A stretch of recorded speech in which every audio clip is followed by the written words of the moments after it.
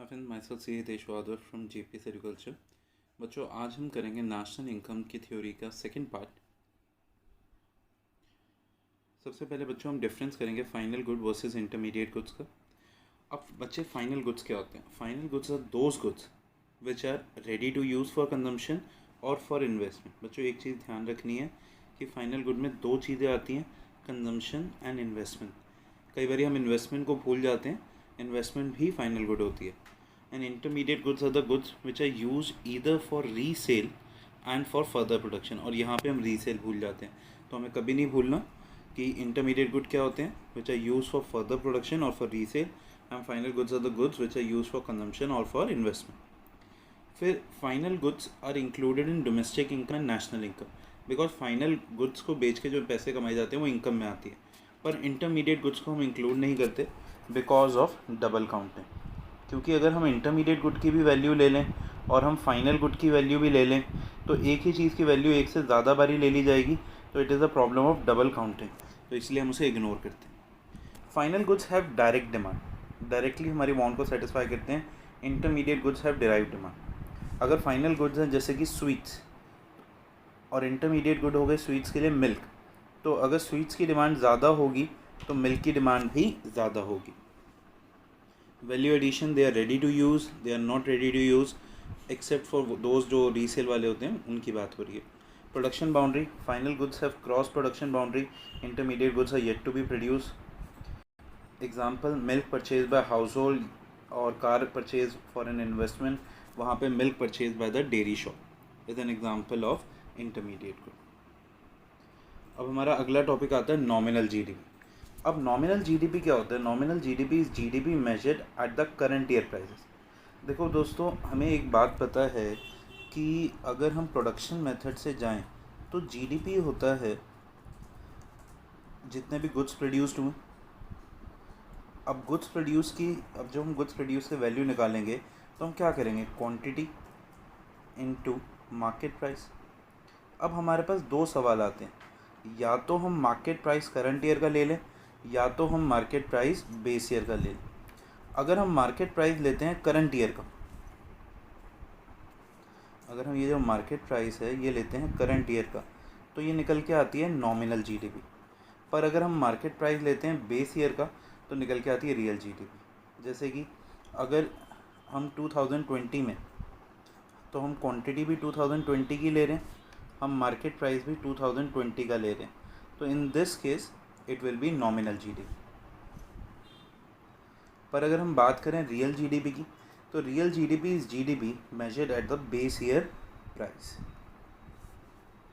इसमें क्या हो जाता है दोस्तों कि हम क्वांटिटी तो लेते हैं करंट ईयर की,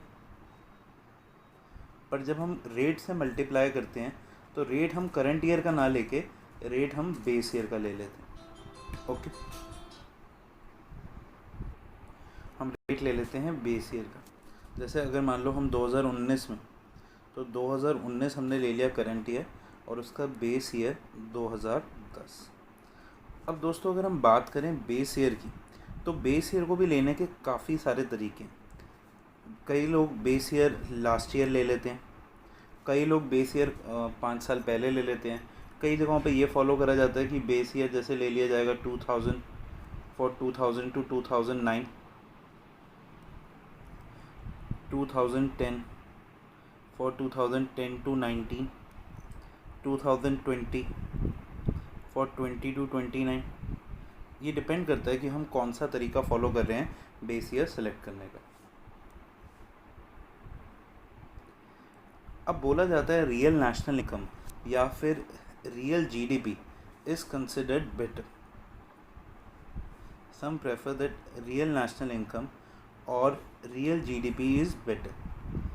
तो अब ये बेटर कैसे? तो इसके लिए दोस्तों हमने एक एग्ज़ाम्पल लिया। अब एग्ज़ाम्पल में हमने क्या करा, हमने 2010 की वैल्यूज़ ली, 2018 की वैल्यूज़ ली और 2019 की वैल्यू ली। यहाँ पे हमें रेट दिए हुए हैं 2010 के, 2018 के, 2019 के। हमने दोस्तों 2010 इसलिए लिया है क्योंकि 2010 बेस ईयर रहेगा 2018 के लिए भी और 2019 के लिए भी। यहाँ पे रेट 50 है, यहाँ पे 90 है। यहाँ पे क्वांटिटी ऑफ प्रोडक्शन 4000 है, यहाँ पे क्वांटिटी ऑफ प्रोडक्शन 3000। ओके, अब हम देखते हैं नॉमिनल जीडीपी निकाल के, रियल जीडीपी निकाल के कि क्या बेटर। अब अगर आप देखें तो 2018 में प्रोडक्शन बहुत अच्छी है, तो 2018 को एक बेटर ईयर रिगार्ड करना चाहिए, क्योंकि इस साल डिस्ट्रीब्यूशन अच्छी रही होगी, लोग हैप्पी रहे होंगे। यहाँ पे तो कमी रही होगी, इसलिए इन्फ्लेशन आई होगी। हम देखें ये ईयर बेटर है प्रोडक्शन के लिहाज से, और 2018 से 2019 में आने के लिए प्रोडक्शन गिरी है, और कितनी गिरी है? 25%।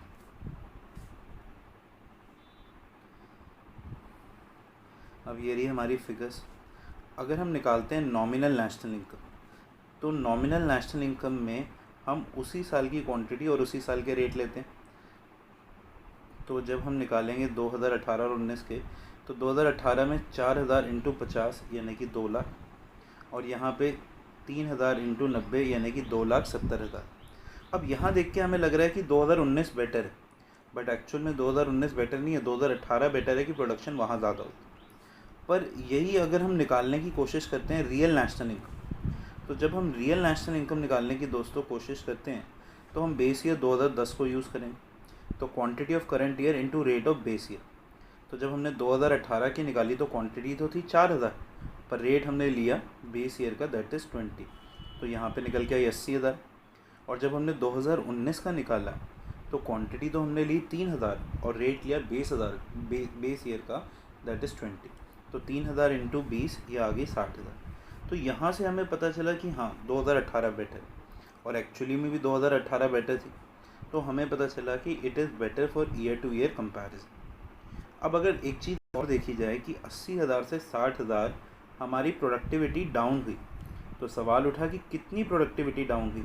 तो आप देख सकते हैं कि प्रोडक्टिविटी डाउन हुई है 25%, और एक्चुअल में भी कितनी हुई थी? 25%। तो it is a true indicator also.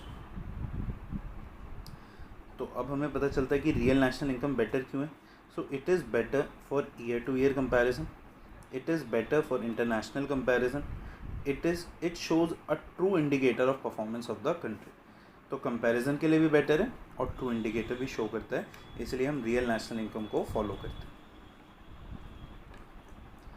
अब देखिए, national income at current price and national income at constant price को अगर हम कंपेयर करें, तो it means money, national income at current price, it means money value of all the goods and services produced by the normal resident of the country measured at current year price. यहाँ भी वही definition है, but measured at the base year price. It is अ, अभी हमने देखा economic growth को major करने के लिए it is not a suitable tool, it is not a good tool, पर it is a better tool. फिर कॉज ऑफ चेंज, देखिए जो पहले हम कैलकुलेशन वाले पॉइंट पे पहले आ जाते हैं। यहाँ पे क्या होता है? करंट ईयर का प्राइस, करंट ईयर की क्वांटिटी, यहाँ बेस ईयर का प्राइस, करंट ईयर की क्वांटिटी। तो यहाँ पे जो कॉजेशन ऑफ चेंज होता है वो करंट ईयर का प्राइस भी होता है, क्वांटिटी भी होती है, पर यहाँ पे कॉज ऑफ चेंज सिर्फ करंट ईयर की क्वांटिटी होती है। It is affected by change in both price and quantity, it is affected by only change in quantity. Alternative में अगर हम आगे चलें तो इसे हम नॉमिनल नेशनल इनकम कहते हैं और उसे हम रियल नेशनल इनकम कहते हैं। तो बच्चों ये था नॉमिनल जीडीपी और रियल जीडीपी। अब हम आगे बढ़ेंगे और एक नेक्स्ट टॉपिक पे आते हैं, जीडीपी डिफ्लेटर। ये टॉपिक थोड़ा इम्पॉर्टेंट है, इजी है पर इम्पॉर्टेंट है। जीडीपी डिफ्लेटर, देखो जीडीपी डिफ्लेटर अगर मैं आपको सच सच बताऊँ ना, तो जीडीपी डिफ्लेटर और कुछ नहीं है प्राइस इंडेक्स के सिवा, it is price index. It is a tool that measures the average level of change in the prices of the commodity during 2 years. अब इसमें हम क्या करते हैं कि जो उस साल की जीडीपी निकाली जाती है, nominal GDP upon real GDP into 100, तो हमें पता चलेगा कि प्राइस में कितना चेंज है, क्योंकि हम जीडीपी क्वांटिटी तो वही ले रहे हैं, क्वांटिटी तो हम करंट ईयर की ही ले रहे हैं, पर हम रेट ऊपर बेस करंट ईयर के ले लेते हैं, नीचे बेस ईयर के ले लेते हैं। तो अगर आप याद करें तो जो क्लास 11th में आपने स्टैट्स में प्राइस इंडेक्स पढ़ा था, P1 Q1 upon P0 Q1 into 100, तो अगर आपको हल्का सा भी याद हो तो आपने 500,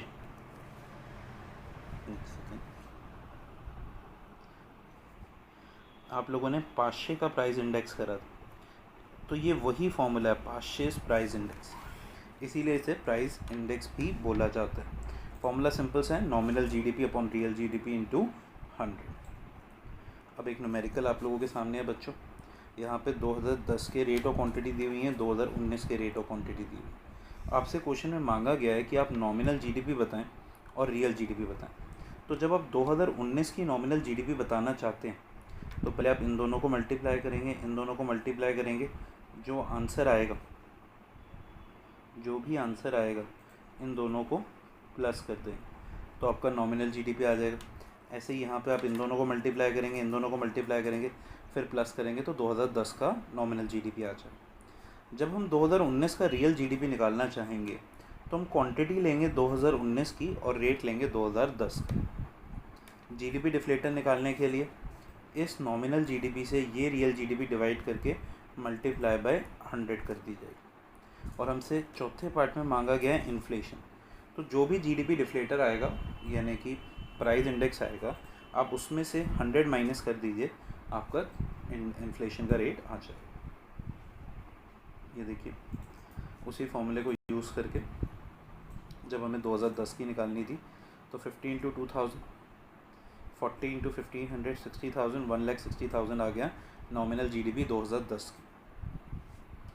अब हमारे को नॉमिनल जीडीपी निकालनी है 2019 की, 80 इंटू 3000 प्लस 60 इंटू 2000 यानी कि 2,40,000 प्लस 1,20,000, 3,60,000। तो ये आई नॉमिनल जीडीपी 2019 की। फिर हम रियल जीडीपी निकालेंगे 2019 की। रियल जीडीपी 2019 की निकालने के लिए क्वांटिटी तो लेंगे हम 3,000, जो 2019 की क्वांटिटी है। क्वांटिटी तो हम लेंगे 3,000 जो 2019 की क्वांटिटी है, पर रेट लेंगे हम बेस ईयर का जो कि है 50। तो 3,000 इंटू 50 1.5 लाख और 2,000 इंटू 40 80,000, इन्हें प्लस करेंगे तो 2,30,000 निकल के आ जाएगी हमारी रियल जीडीपी। अब हमें जीडीपी डिफ्लेटर निकालना है। जीडीपी डिफ्लेटर के लिए ये 3,60,000 और ये 2,30,000 यूज़ होंगे। हम 3,60,000 को 230 से डिवाइड करके 100 से मल्टीप्लाई कर देंगे। हमारा आंसर आ गया 156.52 और इन्फ्लेशन का रेट क्या हो जाएगा -100 यानी कि 56.52%। क्योंकि अगर ये 100 आता मतलब कोई इन्फ्लेशन नहीं है, 100 से ऊपर आया मतलब इन्फ्लेशन है, 100 से नीचे आया मतलब डिफ्लेशन। एक न्यूमेरिकल एग्जांपल और ट्राई करते हैं। इस एग्जांपल में हमें नॉमिनल जीडीपी निकालनी है 2015-16 की और फिर हमें रियल जीडीपी भी निकालनी है।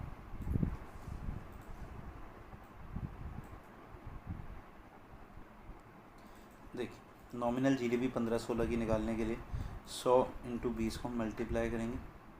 यहाँ पे फिगर्स आ जाएंगी 2,000, यहाँ पे 6,000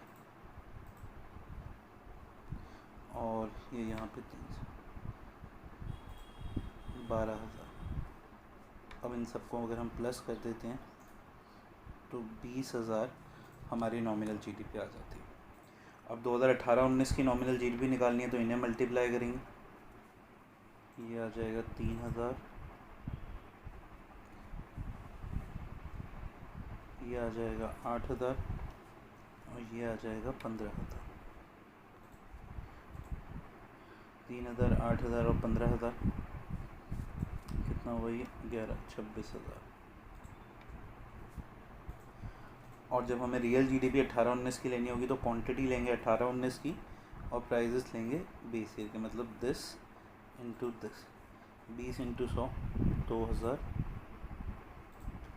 फिर 200 इंटू 30 6,000 और 300 इंटू 40 12,000 यानी कि 20,000।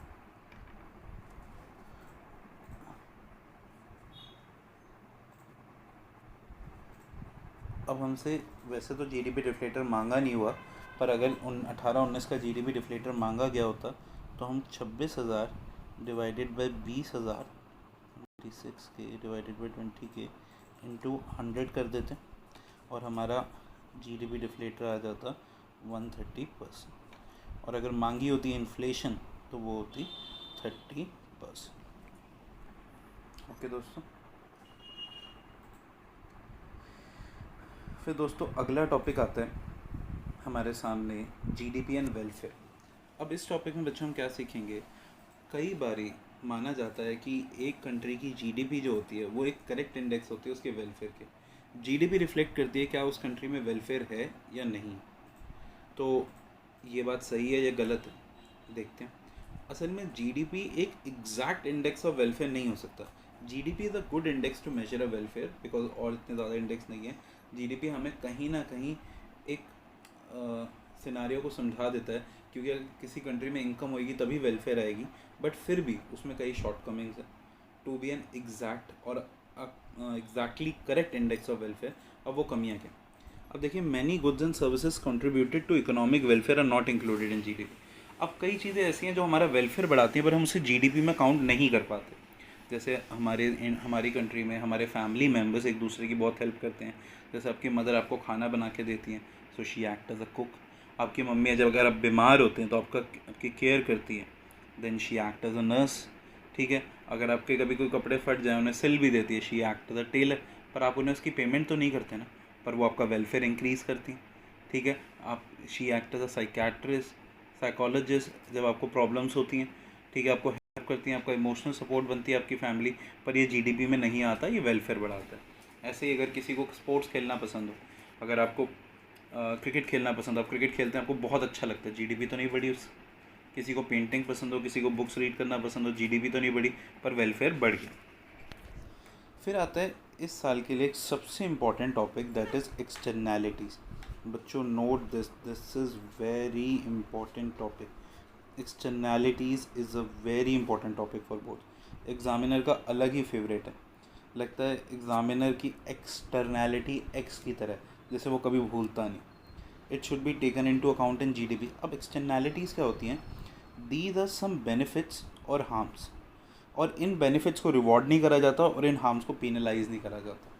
ठीक है, एक्सटर्नैलिटीज़ कुछ ऐसे बेनिफिट हैं जो हमारे जीडीपी को बढ़ा देती हैं।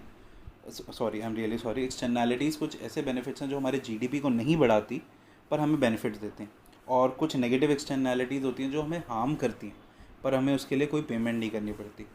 ओके, ज़रा एग्जांपल देखते हैं। जैसे पॉजिटिव एक्सटर्नैलिटी, अगर आपके घर के आसपास कोई पार्क है, आप वहाँ जाके क्रिकेट खेलते हैं। अभी मत जाना बच्चों, कोरोना वायरस चल रहा है। अगर आप वहाँ जाके क्रिकेट खेलते हैं, आप वहाँ जाके इंजॉय करते हैं, टाइम पास करते हैं, आपको एक अच्छी ऑक्सीजन मिलती है, तो दैट इज़ पॉजिटिव। वो आपका वेलफेयर बढ़ा रही है पर जीडीपी में कोई चेंज नहीं ला रही। अगर आपके घर के पास कोई फैक्ट्री है, वो आपका जीडीपी तो बढ़ा रही है बट आपके वेलफेयर को कम कर रही है, आपकी एयर क्वालिटी को डिटोरिएट कर रही है। फिर आ जाता है change in the distribution of GDP. अब जैसे हमारे देश में कई लोग काफ़ी रिच हैं, बेसिकली हमारे देश का जीडीपी तो बढ़ रहा है, पर अगर हम ये देखें कि जो उसके रेसिपिएंट हैं वो कुछ ही लोग हैं। इनकम जो है कंसनट्रेटेड है फ्यू हैंड्स में। जैसे हमारे देश के 100 rich people are having that income जितनी शायद बाकी की बची हुई पॉपुलेशन के पास हो, तो वो वहाँ पे इनकम कंसनट्रेटेड है। तो अगर जीडीपी बढ़ रही है, अगर हम वर्ल्ड में थर्ड फोर्थ नंबर पे भी पीपीपी मॉडल के हिसाब से आ जाते हैं, बट वेलफेयर उतना अच्छा तो नहीं है ना। ओके, क्योंकि इनकम कुछ ही लोगों के हाथ में कंसनट्रेटेड है। ये हमारा ही देश है जहाँ पे around 30 crore people are below poverty line. And the thing to shame is कि हमारे देश में पॉवर्टी लाइन सिर्फ 1,000 रुपये, सिर्फ 1,000 रुपये। Still 30 crore people can't earn this. Okay, तो क्योंकि वो इनकम की कंसंट्रेशन गलत है, it is concentrated in few hand. फिर production do not contribute equally to economic welfare. अब सारे प्रोडक्ट्स इक्वली इकोनॉमिक वेलफेयर को नहीं कंट्रीब्यूट करते। अब कुछ प्रोडक्ट्स हैं जो जीडीपी तो रेस कर देते पर वेलफेयर नहीं लाते। अगर डायमंड्स हैं, अब डायमंड कोई खास वेलफेयर नहीं ला रहा। या फिर वॉर मटेरियल्स हैं, इनसे कोई वेलफेयर नहीं आ रहा। ठीक है, फूड जितना ज़्यादा वेलफेयर लाएगा उतने कम पैसों में, उतने काफ़ी एक महंगी चीज़ उतना वेलफेयर नहीं लेके आएगी। कंट्रीब्यूशन ऑफ सम प्रोडक्ट्स में भी नेगेटिव। अब कुछ चीज़ें ऐसी होती हैं जिनका कंट्रीब्यूशन नेगेटिव है, जैसे अगर हम टैंक्स बनाएं, वॉर मटेरियल्स बनाएं, इनसे लोगों को मारा ही जाता है। ठीक है, जैसे लिकर है, सिगरेट्स है, अभी हमारी इकोनॉमी को बहुत इम्पैक्ट करते हैं। लिकर बहुत ज़्यादा बिकती है, ठीक है, इससे टैक्स बहुत आता है, जीडीपी बहुत बढ़ती है, पर वो वेलफेयर तो नहीं लेके आता ना, वो लॉस ही लेके आता है। तो these are some negative products. इन्हें नेगेटिव प्रोडक्ट्स कहा जाता है, डीमेरिट गुड्स कहा जाता है। ओके बच्चों, I hope you understand this chapter, this topic. Thank you. My self C A Hitesh Wadhwa.